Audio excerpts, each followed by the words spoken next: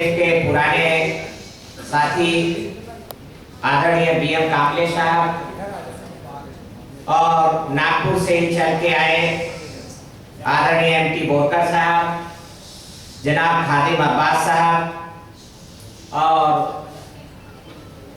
हमारे आदरणीय जस्टिस वीरेंद्र सिंह यादव जी, उपस्थित हमारे सम्मानित विधायक, पूर्व विधायक आदरणीय विनोद हरिक जी, आदरणीय पूर्व विधायक राम सागर अकेला जी और सभी उपस्थित सम्मानित साथियों, सम्मानित भाइयों, इस कार्यक्रम की इस रूप में आवश्यकता इसलिए पड़ी कि हमें इस बात का शिद्दत से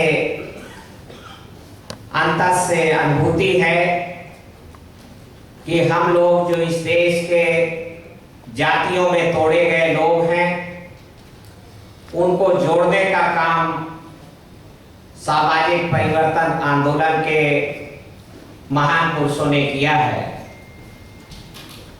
इस देश में 174 बरस पहले महात्मा ज्योतिराव फुले, जो अति पिछड़े जाति से आते थे, महाराष्ट्र में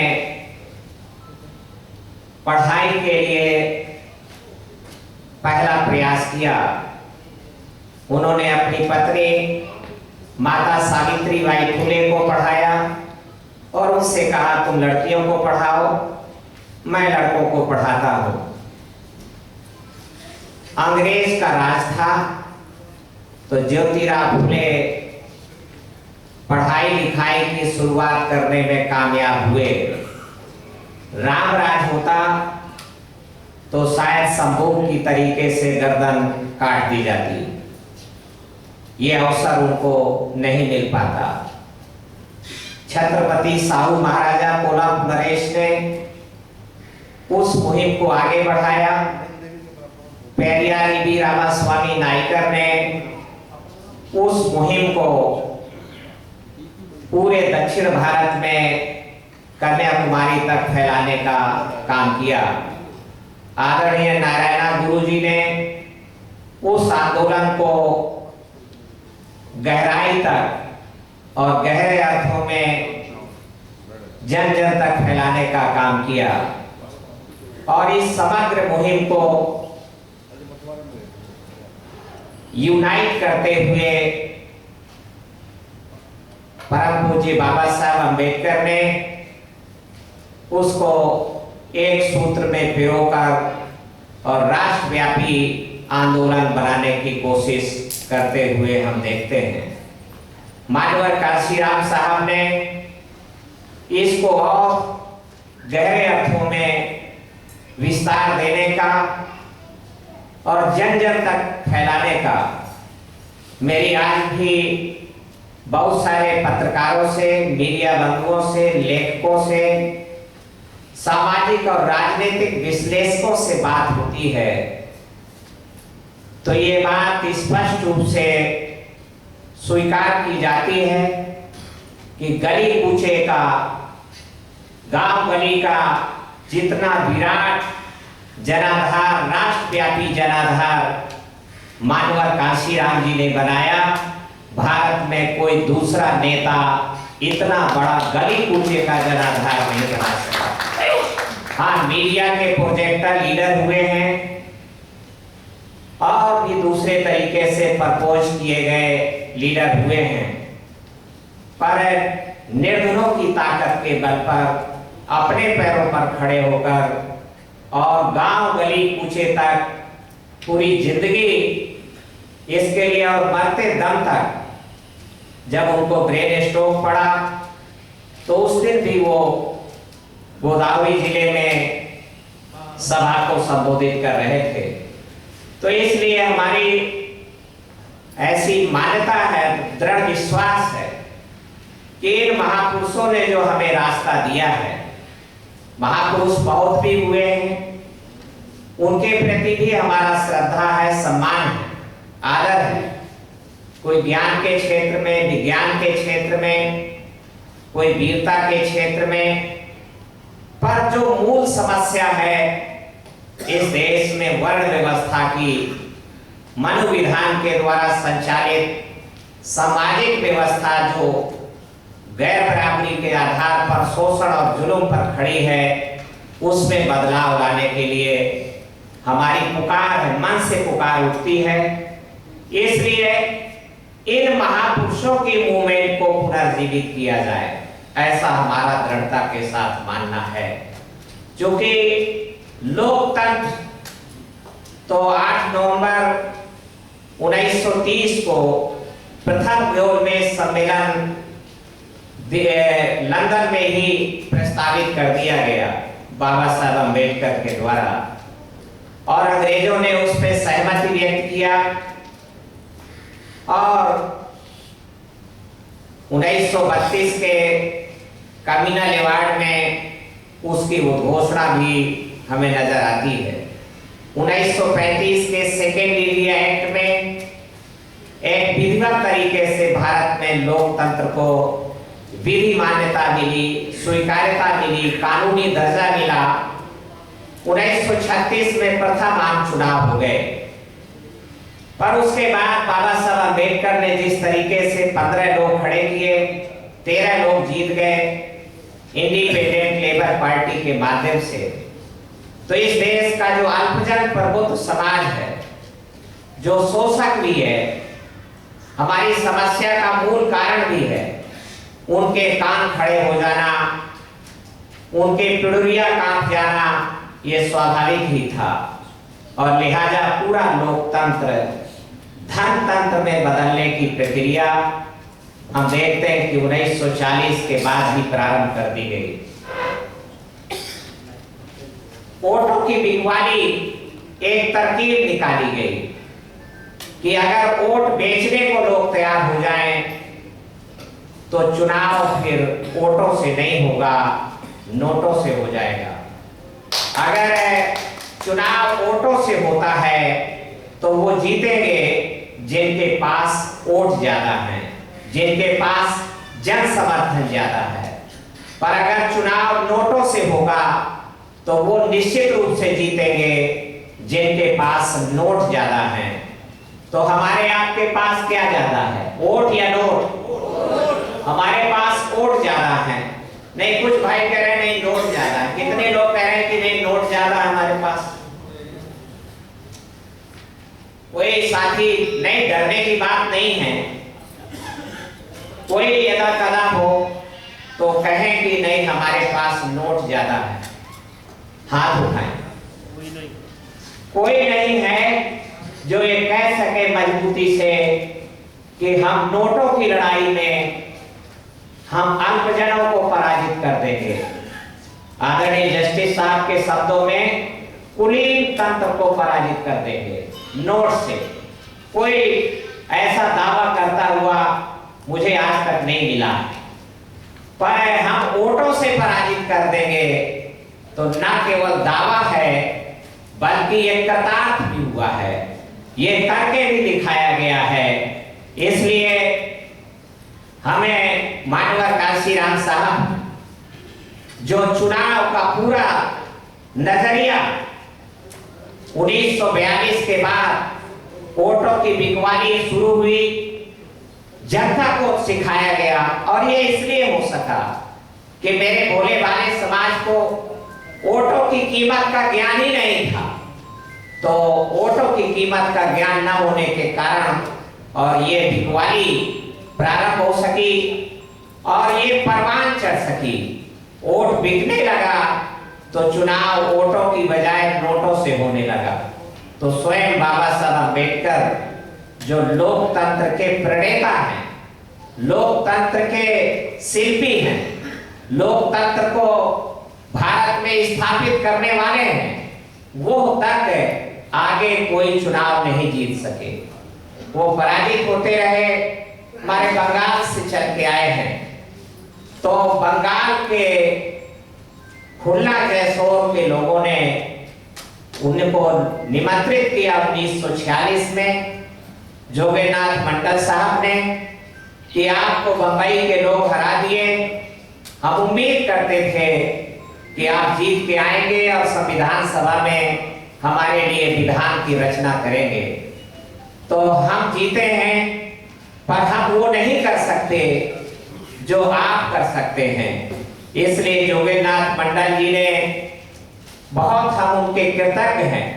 पूरा देश का बहुजन समाज आदरणीय जोगेनाथ मंडल जी का आजीवन युगों युगों तक ऋणी रहेगा कि अगर जोगेनाथ मंडल ने सीट नहीं खाली की होती और बाबा साहब अम्बेडकर को खुला जयसोर से नहीं ले गए होते तो शायद बाबा साहब अम्बेडकर को संविधान सभा में पहुंचने का मौका नहीं मिलता। एक बड़ा त्याग था जोगेनाथ मंडल जी का। तो जोगेनाथ मंडल जी बाबा साहब अम्बेडकर को लेके गए और वहां से जिता के भेजा, पर कहते हैं मूड मुड़ाते ओले पड़े। बाबा साहब अम्बेडकर जीत के आए और खुलना जयसोर के इलाके को बाजवरिया पाकिस्तान के हवाले कर दिया गया। ये पाकिस्तान जाओ। बाबा साहब अम्बेडकर फिर परेशान हुए, पर उनकी अंग्रेजों को जो समझाने की क्षमता थी, उनकी जो विद्वता थी, उस विद्वता के कारण उन्होंने उनको समझाया और फिर राज्यसभा की एक सीट पूना से खाली हुई और वहां से बाबा साहब अम्बेडकर इलेक्ट होकर संविधान सभा के लिए जीत के आए। तो इस तरीके से मैं आपसे कहना चाहता हूं कि बाबा साहब अम्बेडकर तक नहीं जीत सके तो मानवर कांशीराम साहब ने 1980 के बाद इस बारे में गहनतर विचार किया कि लोकतंत्र कैसे कामयाब हो सकता है जब इसको नाकामयाब बना दिया गया है। तो उन्होंने गौर किया कि पहली समस्या हमारी कि हम हैं 85% पर 6000 टुकड़े हैं। एक टुकड़ा 1% से भी नीचे का है। तो इसलिए अल्पजन जीतता है, हम बहुजन हारते हैं।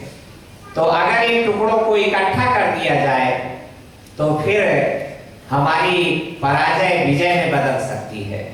तो इसलिए उन्होंने बिखरे हुए टुकड़ों को जोड़ना शुरू किया और इसके लिए मंडल कमीशन रिपोर्ट को लागू कराने का 6 वर्षों तक का निरंतर चलने वाला आंदोलन 1984 से प्रारंभ हुआ।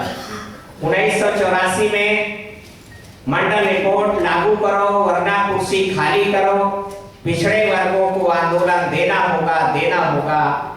ये रणनीति, ये वो कामयाबी जो ये आंदोलन 6 चरणों में चल करके कामयाब हुआ और मंडल रिपोर्ट 7 अगस्त 90 को लागू हुई।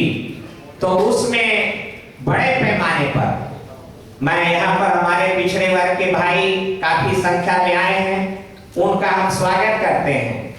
पर मैं भी ये जानना चाहता हूँ कि क्या आंदोलन के रूप में प्रेस बयान बहुत लोगों के हुए, पर क्या आंदोलन के रूप में सड़क पर निकल करके उस दौर के नेताओं ने या पार्लियामेंट के अंदर क्या मंडल रिपोर्ट के लिए आवाज बुलंद की गई? मुझे कोई नजर नहीं आता है। मुझे मानवर कांशीराम साहब ने बताया कि आदरणीय चंद्रजीत यादव से कहा, निवेदन किया गया कि आप इसको उठाइए, लागू कीजिए। तो उन्होंने कहा कि हमारा टिकट कट जाएगा। ये टिकट ऐसी मजबूरी हमारी गले की फांस बन गई कि उसके कारण, और टिकट छापने की सारी मशीनें उनके पास है, तो इसलिए टिकट छापने की एक नई मशीन तैयार की गई और नई मशीन जो टिकट छापने की आई तो संसद के अंदर संघर्ष हुआ और संसद के बाहर हम उसमें शरीक रहे उस आंदोलन का साझीदार होने के नाते।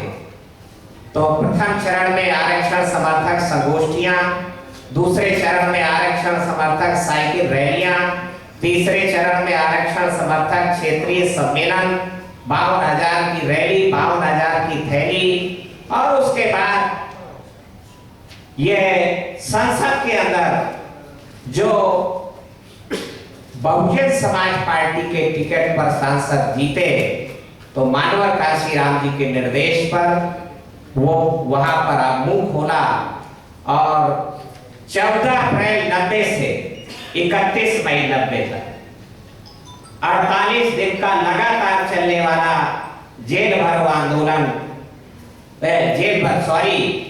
वोट क्लब पर लगभग 1 लाख आदमी डेरा डाल के दिल्ली में पड़ा रहा और मंडल रिपोर्ट लागू करो वरना कुर्सी खाली करो।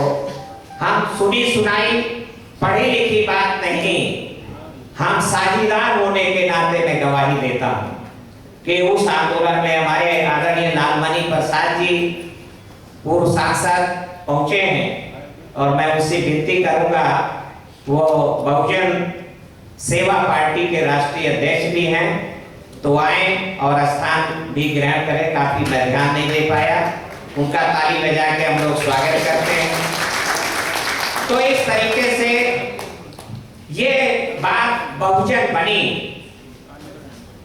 दूसरा खतरा की वोट की बिकवाली को रोकने का, बिखरे हुए टुकड़े तो इकट्ठा हो गए, परंतु वो वोट बिक जाता है तो लोकतंत्र नाकामयाब हो जाता है। पहली समस्या दूर हुई, 6000 टुकड़ों में बिखरे हुए लोग, सभी टुकड़े ना सही, पर 1983 में बंगलौर में मानवर काशीराम जी का वक्तव्य है कि मैं 600 टुकड़ों को, 600 जातियों को एक मंच पर लाने में कामयाब हुआ। जुलाई 2003 में उन्होंने ऐसा वक्तव्य दिया जो बहुजन संगठन में छपा। तो इसलिए हमें नजर आता, उन्होंने कहा कि जिस दिन मैं 1000 जातियों को एक मंच पे ले आऊंगा तो हम नंबर 1 की पॉलिटिकल पावर इस देश में बन जाएंगे। तो इसलिए, परंतु दूसरा काम शुरू हो गया, बिखरे हुए टुकड़े इकट्ठा हुए, बिकते हुए वोट न बिकने वाला समाज में तब्दील हुआ, परंतु फिर थोक वोटों की बिकवाली, दुश्मन ने नए रास्ते खोजे और जब देखा कि जनता के वोट बिकना बंद हो गए हैं तो दलित पिछड़ा आधारित जितनी पार्टियां हैं वो सब विजेता बनती जा रही है और उच्च वर्ग आधारित जितनी पार्टियां हैं वो उनका साइज सिकुड़ता जा रहा है। कांग्रेस पार्टी का साइज सिकुड़ता गया और भारतीय जनता पार्टी का जो विस्तार था वो अवरोध बना, रुक गया। तो इसलिए उन्होंने ये कहा, तय किया, खास करके 16 दिसंबर 1993 को 16 दिसंबर 1993 को उत्तर प्रदेश की विधानसभा के अंदर जब उनकी ठुकाई हुई, पिटाई हुई उनकी, तो कई लोग खून बहे, खून रक्त रंजित तस्वीरें उनकी अखबारों में छपी, तब उन्होंने गहरी घबराहट हुई कि भाई रास्ता खोजना होगा। तो रास्ता उन्होंने खोजा कि सरकार बनाना जरूरी है, बिना सरकार के मारे जाएंगे, सरकार कैसे बने, वोट तो कम है हमारे पास।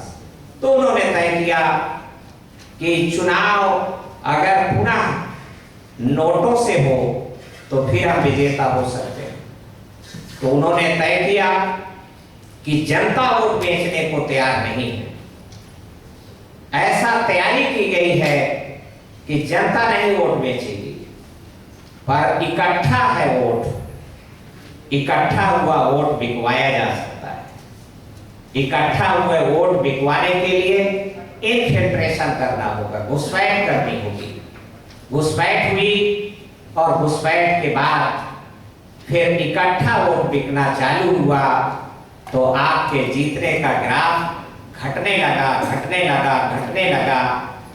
जब वोट की बिकवाली बंद हुई तो इसका फायदा केवल बहुजन समाज पार्टी को नहीं मिला, बल्कि Samajwadi party, RJD, national Congress party और आरएलडी और इन सबको मिला और सबके डेलीगेट बड़े पैमाने पर, चूंकि वोट की बिकवाली जब बंद हुई तो वो केवल दलितों में नहीं बिकवाली बंद हुई, पिछड़े वर्गों में भी बंद हुई और ये आदर्श बना। तो इसलिए और जब इकट्ठा वोट बिकने लगा तो अब इसमें कोई इकट्ठा वोट बेचने में फिर कोई पीछे नहीं रह गया, चाहे बिहार हो, चाहे उत्तर प्रदेश के दोनों खेमे हो, चाहे मध्य प्रदेश में हो, चाहे पश्चिमी उत्तर प्रदेश के वीर सेनानी हो, इकट्ठा वोट बोरे में भर भर के बिका तो आपका हाल ये नजर आता है।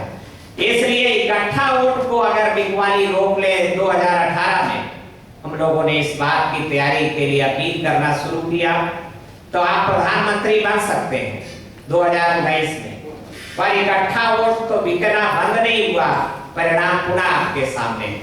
तो ये आंदोलन पुनर्जीवित पुनः कैसे हो, तो इस बारे में मैं आपसे बहुत मजबूती से कहना चाहता हूं कि मानवर काशीराम साहब की जो छोटे साधन से बड़े लक्ष्य को प्राप्त करने की रणनीति है और हमारे समाज का जो संसाधन वर्ग है, बौद्धिक वर्ग है, उसको शोषक के हित में है कि उसको सेल्फिश बनाया जाए, उसको डराया जाए और डरा करके उसको कहा जाए कि समाज के चक्कर में मत पड़ो, अपना करो, अपना देखो। अगर उसकी ऐसी भावना हो जाए तो फिर ये समाज लाचार होने में कोई विलंब नहीं होगा। पर मानवर काशीराम साहब ने जो 18 मार्च 1956 को बाबा साहब अम्बेडकर की आगरा में निराशा हम देखते हैं, उसको आशा में संचार किया और पे बैक टू सोसाइटी के माध्यम से ये बड़ी उपलब्धि हमें प्राउड है उन अधिकारी कर्मचारियों के ऊपर कि जिन्होंने मानवर काशीराम की सीख मान करके न केवल धन बल्कि अपना हुनर और अपना सबसे बेशकीमती परिश्रम, बेशकीमती मार्गदर्शन समाज को देने का काम किया और वो बेशकीमती मार्गदर्शन के कारण आप पुनः आगे बढ़े, आपका आंदोलन ऊंचाइयों पे गया, आप आगे बढ़े हैं और एक बड़ी सुखानुभूति, एक आपको पावरफुल महसूस किया है। इसलिए हम ये आपसे क्या आह्वान करना चाहता हूं कि छोटे साधन से बड़े लक्ष्य को प्राप्त करने की जो ये सीमित साधन की नीति है, ये बहुत ही कारगर है और उस नीति के कारण ही उत्तर प्रदेश में 1 सैकड़ा से ऊपर लोग जीत करके विधानसभा लोकसभा में पहुंचे, मजदूरों के बेटे, बिना पैसे के बल पर और परिश्रम बल पर। और उसका एक उदाहरण मैं दत्तू प्रसाद आपके सामने गवाही देने के लिए खड़ा हूं। एक मधुआ मजदूर का बेटा, मेरे ख्याल अभी 5 साल पहले डेथ हुई, तो एक बाउंडेड लेबर का बेटा भी ये सीमित साधन की जो सोच है, कोई है माई का लाल, कोई है पार्टी आज की तारीख में, कोई है मार्गदर्शक जो निर्धन के बेटे को भी ललकार के कहे कि चलो इस धन के अभियान में भी, इस माहौल में, नोटों वाले अभियान में भी हम आपको जिता के लाएंगे और आपको निर्भीक नेता बनाएंगे। हाँ, वो जिताते हैं तो चमचा और पिछलाकू और गुलाम बना के रखते हैं, पिट्ठू बना के रखते हैं, उनकी सेल्फ वॉइस, उनकी स्वयं की आवाज को आगे आने नहीं दिया जाता है। इसलिए पर मानवर काशीराम साहब वो महान शख्सियत हैं जिन्होंने महापुरुषों के सपने को साकार किया है। जो महापुरुष आप तस्वीरों में देख रहे हैं, इन सब के सपने को उन्होंने कंक्लूड किया, इकट्ठा किया, संग्रहित किया और उनको कामयाब बनाने का अभियान चलाया। हमारी दिली ख्वाहिश है कि छोटे साधनों से जो मुझे नजर आता है, जो मानवर काशीराम साहब ने किया, हमने उनसे कहा कि साहब आप छोटे साधन की बात करते हैं, निर्धन के पास तो साधन ही नहीं, ना छोटा ना बड़ा। तो उनका अच्छा, तो उन्होंने कहा 2 पैर तो हैं तुम्हारे पास, अब पैर मैं कहाँ चुरा ले जाता, मैं बहानेबाज आदमी, मक्कार कामचोर आदमी मैं, तो मैं पैर कहाँ चुरा ले जाता, पैर तो उनके सामने थे। तो मुझे कहना पड़ा कि हाँ साहब पैर तो हैं, पर पैर से क्या होगा। तो उन्होंने कहा कि पैर से पदयात्रा हो जाती है, पैदल चल रही है 30-30 किलोमीटर प्रतिदिन उन्होंने पैदल चल करके और अपने मिशन को जन जन तक फैलाने का काम किया। तो हम जैसे निकम्मे भी प्रभावित हो गए, हम जैसे नालायक भी उनसे प्रभावित हो गए। फिर उन्होंने कहा कि भाई पैर भर थोड़ी, बिना डीजल पेट्रोल के चलने वाली 2 पहिए का साधन भी आ गया है तुम्हारे पास, घर घर पहुंच चुका है, साइकिल नाम है उसका। तो हमें कहा साइकिल से कहीं राजनीति होती है, साइकिल से आप भी कह सकते हैं। इस हाल में मौजूद शायद आधे से ज्यादा लोग कहेंगे कि हाँ साइकिल से कहीं सत्ता प्राप्त की जा सकती है, क्या बकवास भूल भुलैया की बातें कर रहे हैं। पर मानवर काशी राम जी ने 40 दिन का टूर प्रोग्राम बनाया, 4200 किलोमीटर साइकिल पे चल के, जिसमें आज 3 महान मूर्ति यहाँ बैठी हैं जो साइकिल पे चल करके, हम लोग तो खैर बुंदेलखंड में ही हजारों किलोमीटर साइकिल से घूमे, इलाहाबाद तक गए, पर माननीय एमडी बोरकर साहब, खादिम अब्बास साहब, आदरणीय बाबू रहमतदीन जी, ये वो शख्सियत हैं जो उनके साथ साइकिलों से हजारों किलोमीटर तक गए और उनका साथ दिया। फिर अपने इलाके में आकर के वो जो सीखा, वो सीख को जन जन तक फैलाने का काम किया। तो हजारों हम जैसे निकम्मे और नालायक भी लायक बन गए, निकम्मे पौसे बन गए, कामगार बन गए और ये आंदोलन फलीभूत हो सका। तीसरा उन्होंने कहा कि अभी आपके पास और भी साधन है। हम कहा और क्या साधन, कहा 2 हाथ है तुम्हारे पास। तो हाथ से क्या होगा। तो उन्होंने इलाहाबाद के तेज बहादुर सप्रू मार्ग 4 नंबर बंगला में हम थे, तो नील घोरी डब्बे में ब्रश उठाया और नील से लिख दिया, ओठ हमारा राज तुम्हारा, नहीं चलेगा नहीं चलेगा। 85 पर खतरे का राज नहीं चलेगा नहीं चलेगा लिख दिया और कहा कि हाथ से हाथी बन जाता है, हाथ से लिखा जा सकता है। जांजगीर का चुनाव, इलाहाबाद का चुनाव उन्होंने छोटे साधनों का अभिनव प्रयोग किया और कामयाब बनाया। फिर उन्होंने कहा कि अभी और है, मैं चुप नहीं गए हैं तुम्हें लगता है कि तुम्हारे पास कोई साधन नहीं है, पर बड़े साधन है। हम कहा क्या, कहा वोट के साथ नोट मांगो, जिससे वोट मांगो उसी से नोट मांगो। अरे हम कहा साहब नोट मांगेंगे तो वोट और पिछड़ जाएगा, क्या उल्टी बातें सिखा रहे हैं। तो उन्होंने इलाहाबाद में डब्बा लेकर के खुद चले, लिखवाया उसमें कि वोट के साथ नोट मांगो अभियान, और आगे आगे खुद चले, बैनर लगवाया, वोट के साथ नोट मांगो अभियान। 5 दिन तक 30-30 किलोमीटर की पदयात्रा किया। फिर हजारों साइकिल से लोग, हजारों लोग साइकिलों से चले, गांव-गांव तक जनसंपर्क हुआ, प्रचार हुआ।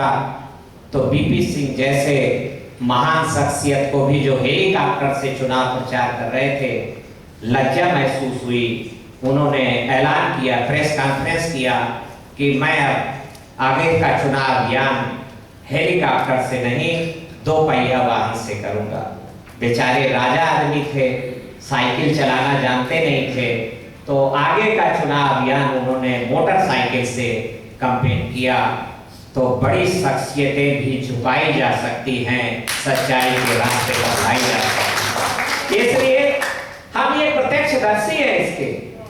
और उन्होंने कहा कि अभी और भी है आपके पास, परिश्रम का बल है, तुम्हारा चरित्र बल है, जो तुम्हारे दुश्मन के पास नहीं है। तुम्हारा मिशन पवित्र है, महान है, उच्चतम है, श्रेष्ठ है। उस महान इंसानियत के मिशन को जन जन तक पहुंचाने के लिए तुम डरते क्यों हो, घबराते क्यों हो? आगे आओ, तुम्हारे पास नैतिक बल है, मॉरल अथॉरिटी है, चरित्र बल है। इसका यूटिलाइज नहीं कर रहे हैं आप। हमने इसको यूटिलाइज किया, उपयोग किया, तो कामयाब हुए। मैं आपसे कहना चाहता हूं कि परिश्रम बल, बौद्धिक बल, चरित्र बल, नैतिक बल जब आपके अंदर आता है और बौद्धिक बल आप लर्न करते हैं, सीखते हैं, तो एक अद्भुत बल आपके अंदर जो अद्वितीय है, क्लाइमेक्स है, वो पैदा होता है आपके अंदर, जिसको कहा जाता है सेल्फ कॉन्फिडेंस का बल, आत्मविश्वास का बल। और ये अजेय है। आत्मबल जिसके पास है, बड़े बड़े असलहे वाले भी पराजित हो जाते हैं और आत्मबल वाला विजेता बन जाता है। ये बल हमें उपयोग में लाने होंगे। तो मैं आपसे इन बलों के बारे में अपील करना चाहूंगा। तो निश्चित रूप से मुझे प्राउड है, मुझे भरोसा है कि इस पर मैं बुंदेलखंड का चंद समय में ज्यादा समय नहीं दूंगा। हालांकि मानवर काशीराम साहब नागपुर से दिल्ली आते हुए तो झांसी एक बड़ा सेंटर है, वहां उतर गए। तो झांसी में पहले उन्होंने अपना धम्म चक्र प्रवर्तनाय चलाया। तो पर झांसी के जो हमारे ऑर्गेनाइजर थे वो सीमित साधन की सोच से सहमत नहीं हुए कदाचित। पर उसके आगे जालौन है, फिर उसके आगे दूर में हमीरपुर है, फिर बांदा है, महोबा है। आदरणीय बाबू रामाधीन जी ने इसको शिद्दत से स्वीकार किया। इन्हें लगा कि नहीं, ये कारगर रणनीति है छोटे साधन से बड़े लक्ष्य को प्राप्त करना। तो छोटे साधन को इस्तेमाल किया गया। तो फर्स्ट अटेम्प्ट में ही आदरणीय बाबू रामाधीन को उरई से 29,000 वोट पड़े। देश में तीसरे नंबर का वोट गिरा। उनके एमएलए के कैंडिडेट को भी वोट पड़े 18,000 से ऊपर हर सीट पर वोट पड़े। खैर 84-85 में जीता नहीं जा सका। बांदा में हमने निर्धन आदमी को खड़ा किया, उसको वोट पड़े 6,000। हमीरपुर में एक निर्धन को खड़ा किया गया, उसको वोट पड़े 8,000। सियाराम साहू, बांदा से रामोतार वर्मा। मैं ये बात क्यों कह रहा हूं, बहुत कम समय लूंगा, पर ये बात कहे बिना चीज उजागर नहीं होती है। और अडानी के प्रेरित लोग हमारे बीच में भी हैं, अंबानी से प्रेरित लोग हमारे बीच में भी हैं कि नहीं, धन से ही होगा, बिना धन के तो हो ही नहीं सकता है। तो झांसी के हमारे संगठनकर्ताओं ने ये बात नहीं स्वीकारी। तो वो धनवान तलाशे, धनवान झांसी में नई नवेली पार्टी को कोई मिला नहीं चुनाव लड़ने के लिए, तो बेचारे ललितपुर गए, वहां भी कोई नहीं मिला, धुतकार के भगा दिए गए। नहीं जाओ, हम तुम्हारी नई निखटू पार्टी से क्यों चुनाव लड़े। तो बेचारे दूर के गांव मदनपुर में गए। उषा भाऊ ठाकरे से अपमानित आदमी वो वहां मिले। मदनपुर का जमींदार दीवान रघुनाथ सिंह लोधी एमएलए रह चुके आरएसएस जनसंघ से 1967 में। तो वो 1984 में बसपा से चुनाव लड़ गए कि नहीं हम लड़ेंगे। जालौन में जनता को मैसेज गया कि इनकी कथनी करनी में फर्क नहीं है, ये गरीबों की बात करते हैं और गरीब कैंडिडेट है। हमीरपुर में मैसेज गया कि ये गरीबों की बात करते हैं, गरीब उम्मीदवार है। जालौन बांदा में मैसेज गया कि ये गरीबों की बात करते हैं, गरीब इनका कैंडिडेट है। पर झांसी में मैसेज गया कि ये बात गरीबों की करते हैं, गरीबों के कल्याण की करते हैं, पर उम्मीदवार ये लैंडलॉर्ड को लेके आए हैं जो सुजान सिंह बुंदेला की टक्कर का आदमी है। तो वोट मिले 4,000। धनवान लड़ा, वोट मिले 4,000। निर्धन लड़े, वोट मिला 29,000। फिर 89 में निर्धन की सीमित साधन की रणनीति पर जालौन की 4 विधानसभा सीटें जीत से कगार। सीमित साधन, 1 हार गई, 3 जीत गए 89 में। और कुल मात्र 10,000 वोट, इसलिए कि एक सीट जालौन लोकसभा की झांसी जिले की, तो गरौठा नाम है उसका। कुछ लोगों ने मुझे कहा कि जहां जुर्म ज्यादा होता है वहां आपका संगठन मजबूत होता है। अभी पिछले दिन ही कुछ नौजवानों ने मुझसे कहा, भिड़ गए, कुछ साथी यहां बैठे। मैंने कहा तब तो फिर मुझे जोगी बाबा से विनती करनी होगी कि छुपाई हमारी चालू कराओ, ताकि हम जल्दी से यूनाइट हो जाएं और शासक बन जाएं। तो मैं गरौठा एक एक्सप्लॉइटेड इलाका है बुंदेलखंड का, रजवाड़ा शाही इलाका है।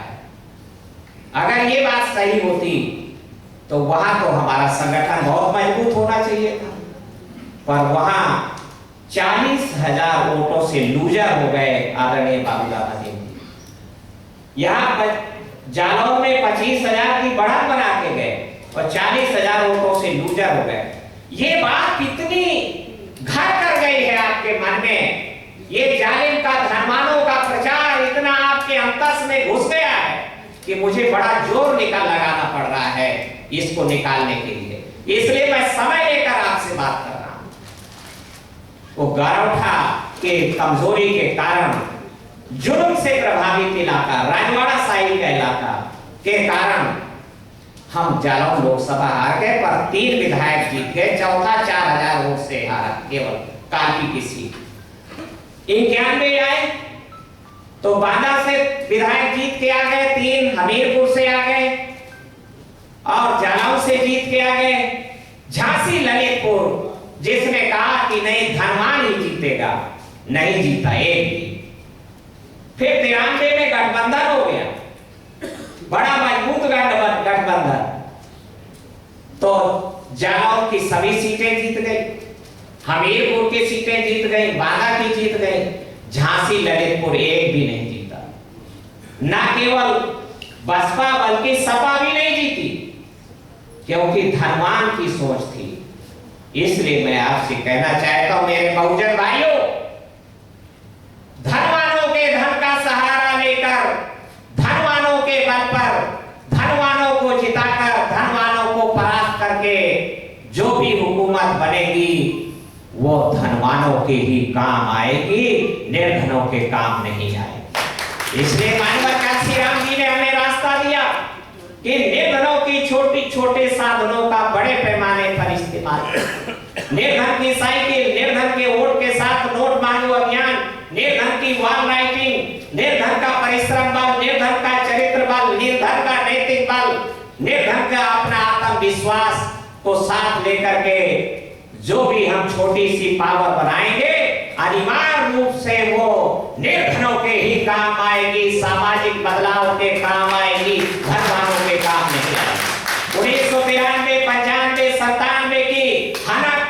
के पीछे एक कारण है कि जो आपके मेले जीत के आए वो निर्धन बैकग्राउंड के जीत के आए, गरीबों के झोपड़ी से निकल के जीत के आए। इसलिए उन्होंने डट करके उस नीतियों के लिए बल लिया, सामाजिक बदलाव के लिए काम किया और वो परिणाम उसकी याद अभी भी 2009 में माननीय विधायक जी बैठे तो भिड़ गए मुख्यमंत्री से कि आप 95 और 97 जैसी सरकार चला दो तो हम आपको 2012 में फिर मुख्यमंत्री बना लेंगे। ये विनोद हरी जी बैठे आगे यही बोले ललकार के। माननीय अकेला जी बड़े अनुशासित आदमी हैं, तो ये बेचारे जार करके बोले कि आज हमारा अनुशासन टूट गया, आज हमारे नेता के सामने बात विरोध कर दिया गया। पर ये बात कही गई 95 97 क्यों? क्योंकि वो निर्धन लोग, झोपड़ी के लोग, गरीबों के घर के लोग निकल के आए थे 93 में और 97 के चुनाव में उन्होंने एक आवाज दी, ताकत दी। इसलिए मैं आपसे कहना चाहता हूं कि ये जो छलावा है मनुवादी ताकतों के, ब्राह्मणवादी ताकतों के द्वारा फैलाया गया दिग्भ्रम है, ये जो कुहासा है, इसने आपको घेर लिया, ठीक वैसे ही घेर लिया जैसे 1956 के बाद आरपीआई के नेताओं को घेर लिया गया कि अम्बेडकरवाद सोच बहुत अच्छी है पर कामयाब नहीं हो सकती है। अरे जब अम्बेडकर नहीं कामयाब हो सके तो आप कैसे कामयाब हो पाए? आप अम्बेडकर से बड़े नेता हैं, नहीं नहीं साहब, हम उनसे बड़े नेता तो नहीं, तो फिर आप नहीं जीत सकते, कामयाब हो सकत नहीं। अंबेडकर की सोच जो जानवी है पर कामयाब नहीं हो सकती है। ये मानवर काशीराम साहब बहुत परेशान रहे, आज फिर यही विचार आपके मन में घर कर गया है कि बिना धन के नहीं जीत सकते। इसलिए नए लोग लीडरशिप भी हमारी तैयार हो गई है, तो वो भी धनवानों के चंगुल में जाके फंस रही है। नई लीडरशिप जो निकल के आ रही है वो भी धनवानों के चंगुल में, धन के बिना काम नहीं होगा, धन के बिना काम नहीं होगा। और धन लेंगे, मैं खुद 25 करोड़ रुपया चुनाव में खर्चा करूं, तो जज साहब के पास परसों बैठा था, तो मैं 25 करोड़ कहा तो हंसने लगे। उन्होंने कहा कि मेरे आंध्र में तो 50 करोड़ एक असेंबली की सीट पे खर्चा होता है, आप 25 करोड़ की बात कर रहे हैं। तो ये अगर हम इतना लगाएंगे तो फिर वो 500 करोड़ वसूलने में लगेंगे, तो फिर भ्रष्टाचार को बढ़ावा मिलेगा, महंगाई को बढ़ावा मिलेगा। इसलिए मेरे भाइयों, हमने ये तय किया है कि मानवर काशीराम जी की सोच को पुनर्जीवित किया जाए और मानवर काशीराम जी का सामाजिक परिवर्तन, आर्थिक मुक्ति आंदोलन को पुनर्जीवित किया जाए। Number 1, struggle for self respect. तो दुश्मन प्रथम सामाजिक बदलाव का मुख्य द्वार है, पर मेन गेट बंद करने की कोशिश हुई, शिक्षा का दरवाजा बंद करने की कोशिश हुई है। आप इसको समझ पा रहे हो, देख पा रहे हो ना देख पा रहे हो, पर मैं देख पा रहा हूं। बुनियादी शिक्षा आपकी पूरे देश में कोलैप्स कर दी गई है, ध्वस्त है पूरे देश में। मेरी अनेक शिक्षकों से बात होती है, अनेक लोगों से बात होती है, वो कह रहे हैं। और जब बुनियादी शिक्षा आपकी ध्वस्त हुई है तो माध्यमिक शिक्षा भी पैरालाइज हो गई है, लकवा मार गया उसको, और अब ग्रेस मार्क देने पड़ रहे हैं।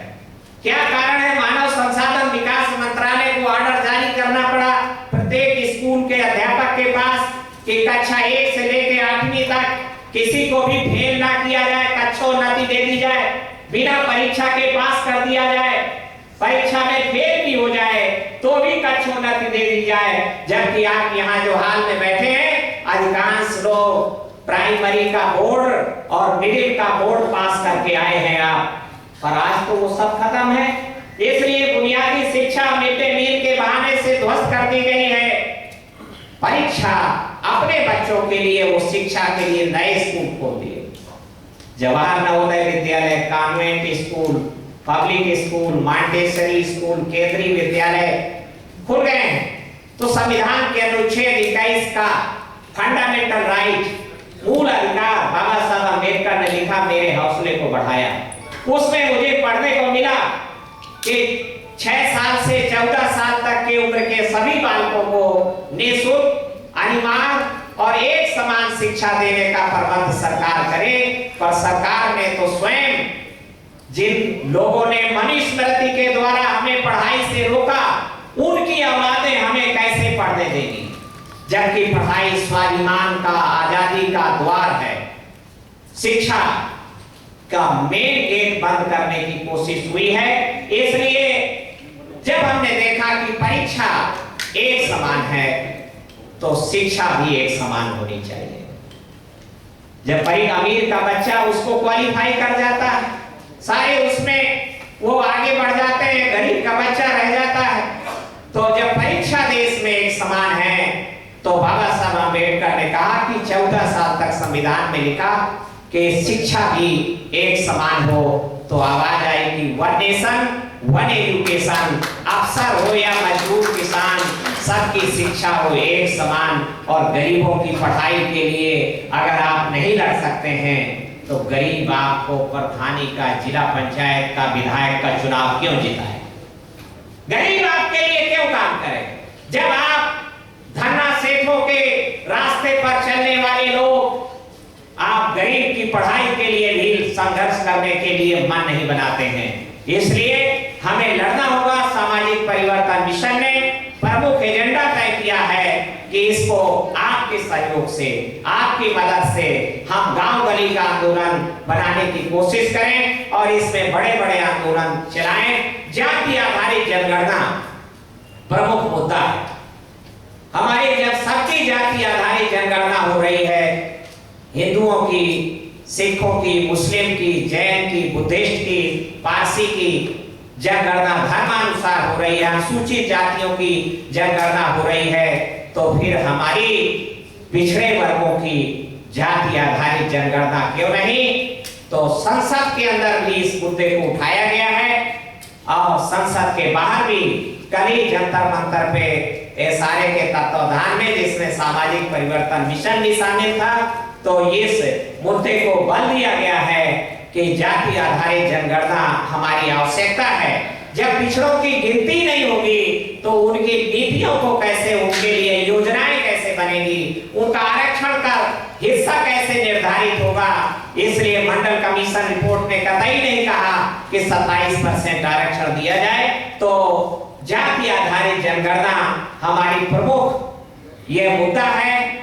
एक समान शिक्षा हमारा प्रमुख मुद्दा है और हम 8 अगस्त को एक समान शिक्षा के लिए, जाति आधारित जनगणना के लिए जिला मुख्यालय में ज्ञापन देने का काम जिलाधिकारी के माध्यम से राष्ट्रपति को, चूंकि ये राष्ट्रव्यापी मुद्दा है, तो मेरी आप सभी से, सामाजिक परिवर्तन मिशन के कार्यकर्ता साथियों से अभी और इसके बाद फोन के द्वारा, व्हाट्सएप के द्वारा, फेसबुक के द्वारा, खुद गांव में पहुंच करके, जिलों में पहुंच करके हम आपका आह्वान करते हैं कि 8 अगस्त को हम लोग ज्ञापन के माध्यम से राष्ट्रपति को ये आवाज पूरे देश के विभिन्न जिलों से, हमारे बहुत सारे संगठन, हमारा भागीदारी आंदोलन संगठन, हमारे ओबीसी मोर्चा के संगठन इसमें हमारा साथ देंगे और हम लोग जो है 8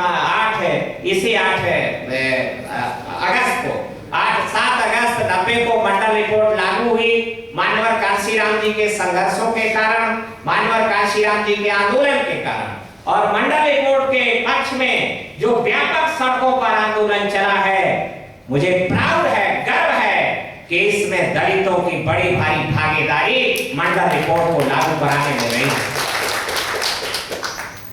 इसका उल्लेख किए बिना आप मंडल कमीशन रिपोर्ट की लड़ाई को परिभाषित नहीं कर सकते हैं।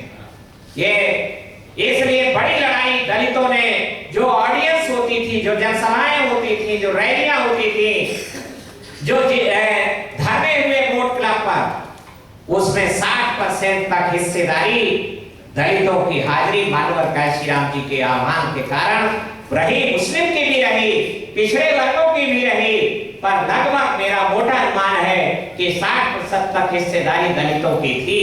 इसलिए ये आत्मघाती होगा कि अगर ये कहा जाए कि ये नहीं पिछड़े वर्गों का मुद्दा है।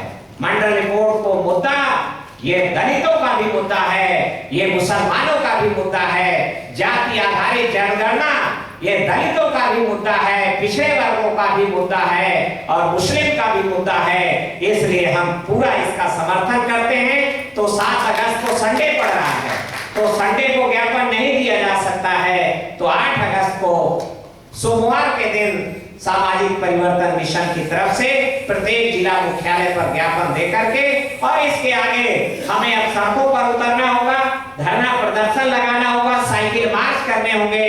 तो ये हम करने का अभियान करेंगे। तो हम 7-8 अगस्त से ही ज्ञापन देने के बाद हमीरपुर जिले में हमारे साथियों ने मोटरसाइकिल यात्रा का 5 दिन का कार्यक्रम रखा है, जिसमें दीवार लेखन का भी काम साथ साथ चलेगा। और उसके बाद बांदा के लोग, हमारे हमीरपुर के लोग, महोबा के लोग भी जो यहाँ पहुंचे हैं, दूसरे और जिले के हमारे उन्नाव के लोग, हमारे रायबरेली के लोग, इलाहाबाद के लोग भी अपने इलाके में इस तरीके के कार्यक्रम को गतिमान बनाएं। आपको आगे बढ़ने के लिए, उत्थान के लिए संघर्ष जरूरी है। जो संघर्ष करता है वो निश्चित रूप से आगे बढ़ता है। मैं और ज्यादा लंबी बात न कहते हुए, हमें 3 प्रस्ताव हैं आज के लिए।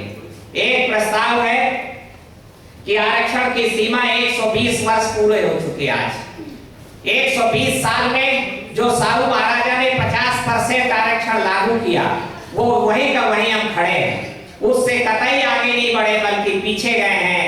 मोटे अनुमान के तौर पर 20-22% अगर शेड्यूल कास्ट का प्रतिनिधित्व मान भी लें तो 12-15% ओबीसी का प्रतिनिधित्व सरकारी नौकरशाही में दिखाई देता है, तो ये कुल 35-37% तक ही दिखाई देता है।